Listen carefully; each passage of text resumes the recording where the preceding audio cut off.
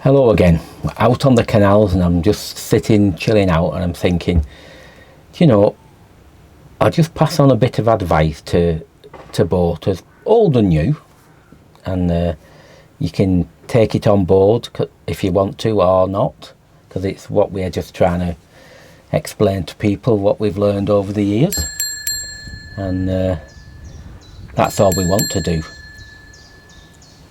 And another, I'm going to do a selection of videos, and one I'm going to do in a lot of detail, because you think it's such a simple thing, but it's not, is I'm going to look at the stern and bow fenders, and talk about the reason why probably 85-90% are not fitted right and could actually be a danger. And I'll go into detail about that. Also, and this seems a daft one, but I did a bit of research into this. Anodes, magnesium anodes on narrowboats. Why are there so many not done right? And that, I would say, probably again it's 85-90%. They're not quite there. Well, they're a long way from being there. And there's solutions to it, and I'll explain the reason why. And I'll talk about more in depth about galvanic isolators. I've seen boats advertised, 2 and 3 year old boats, galvanic isolator, no. Unbelievable. And yet it's so important. Newer boats seem, and you read on the forums as well, a lot of newer boats, not very old, 3, 4, 5 years old, seem to be corroding a little bit more, particularly around the waterline. And there's people talking about it, and that is, I would say that was a bit of a concern, that, because if you're getting deterioration so quickly on them boats, there's something they're missing out. If I had a boat what did that, I'd be very, very concerned. But we'll go in, we'll talk about that in more depth. But in this one, I'm hopefully it's just simple things, this, but can make your life easier. Now, the first thing I'm going to talk about is the mooring pin. You think, that's easy. What can you talk about that? Well, there is quite a bit, because so many people don't put pins in correctly. And I'm just trying to show you a bit of advice, because not everywhere can you have pilings. You can get some really nice moorings, but it doesn't necessarily have to be pilings around. Even though a lot, particularly of newer boaters, they look for piling, Armco they call it, even though there's loads of other manufacturers, and they look for that for mooring up and don't think of anything else. But if you moor up with pins and do it right, they won't be pulled out. So it's never a worry for us where we moor, whichever place we want.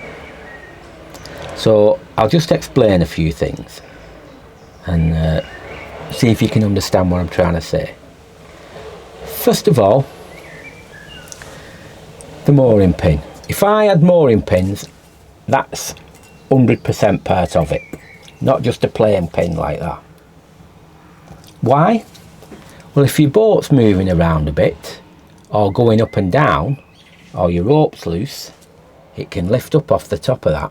It has that little piece round it, but it can lift up and it's gone. So I wouldn't have one without that on. But saying that, if you have one of them, put it in right, the pin, for it to work properly.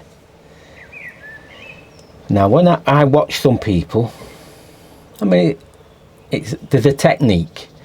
It's like watching them hit a piece of metal with a toffee hammer. Honestly, you watch and you think, what are they doing?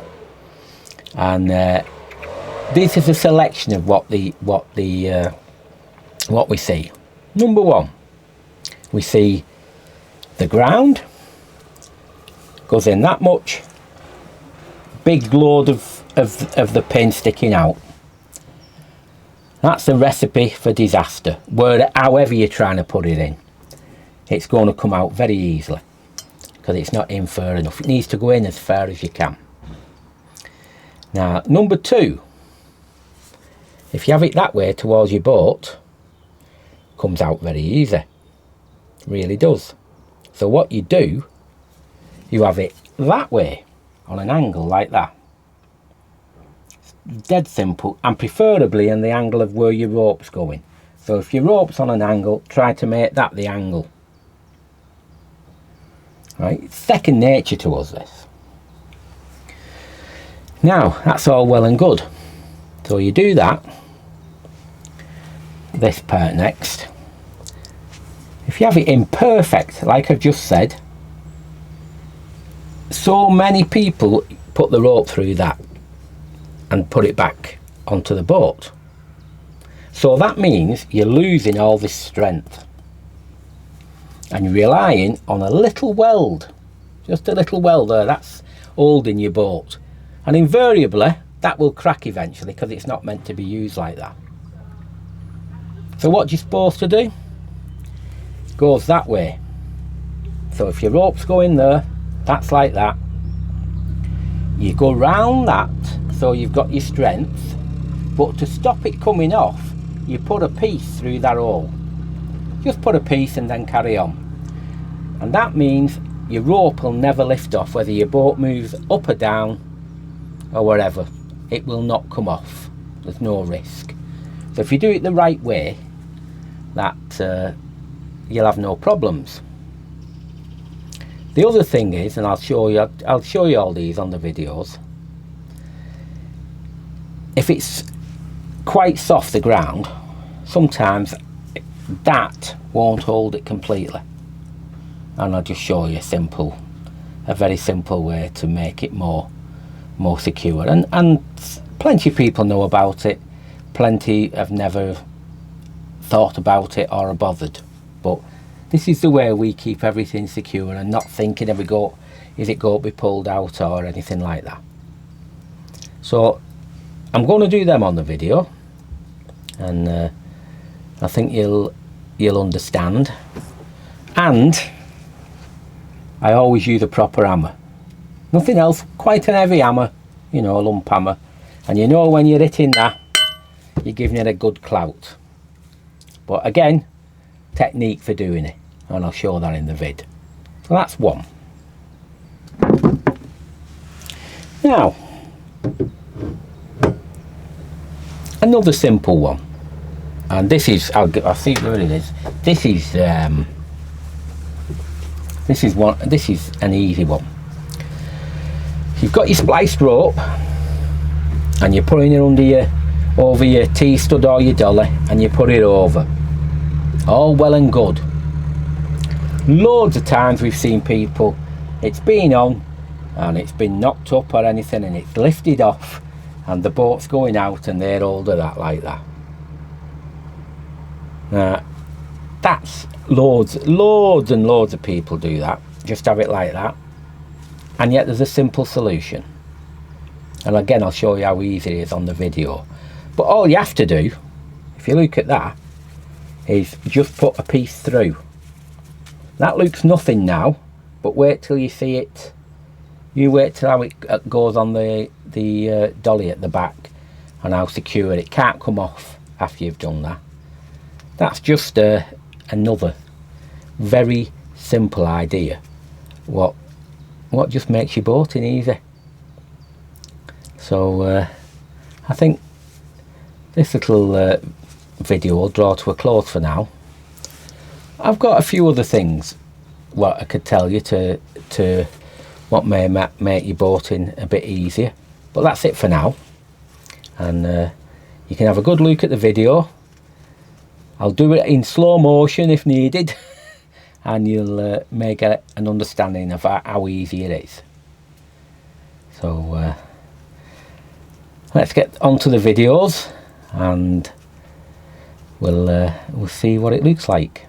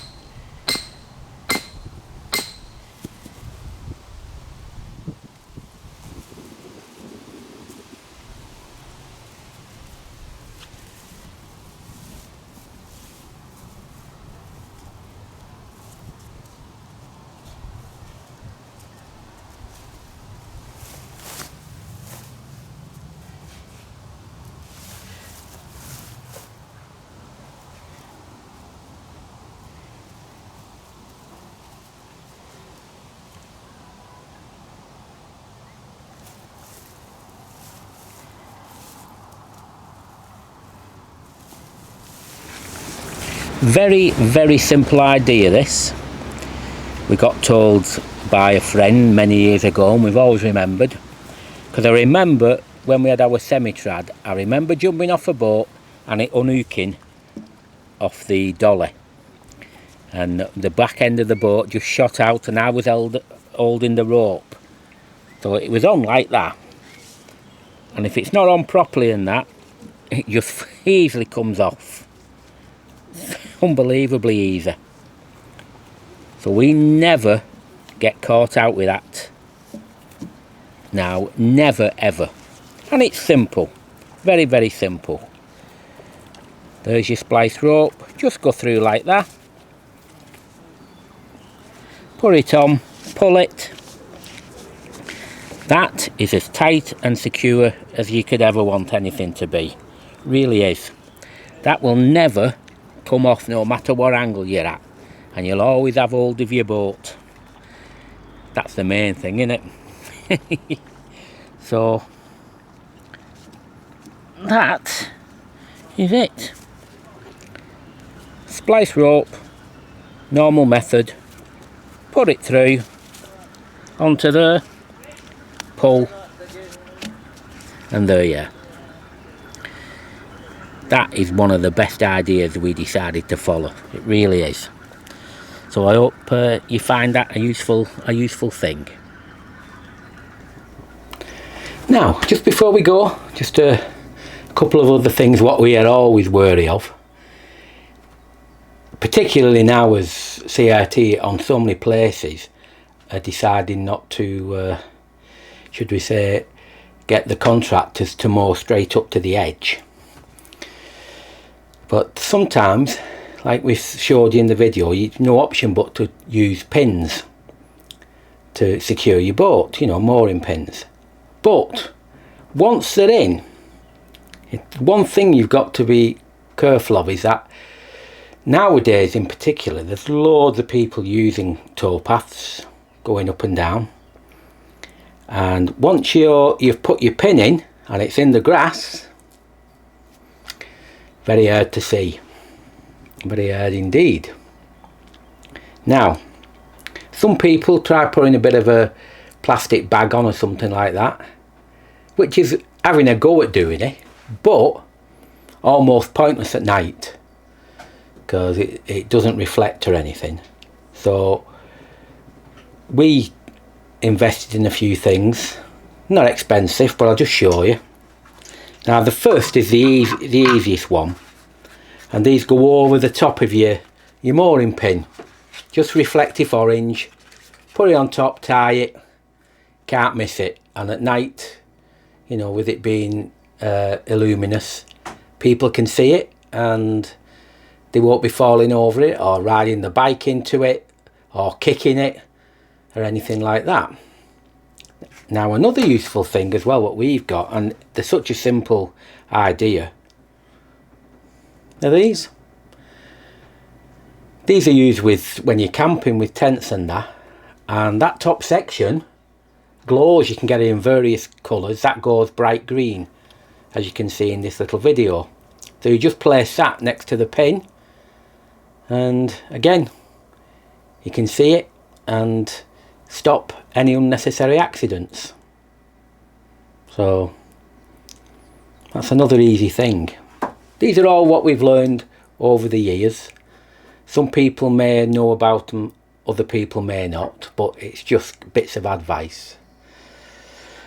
So I hope you've enjoyed this little video, just explaining a few things. We'll do a few more in the future, but for now we'll leave you to your whatever you're doing, and we'll get back to, I think we'll be getting a cuppa, not a glass of wine this time. I think we'll get the Yorkshire Gold and have a nice cup of tea. Yes, please. Yes, I'll sort it. So thanks for watching, and we hope to see you next time. Ta-ra.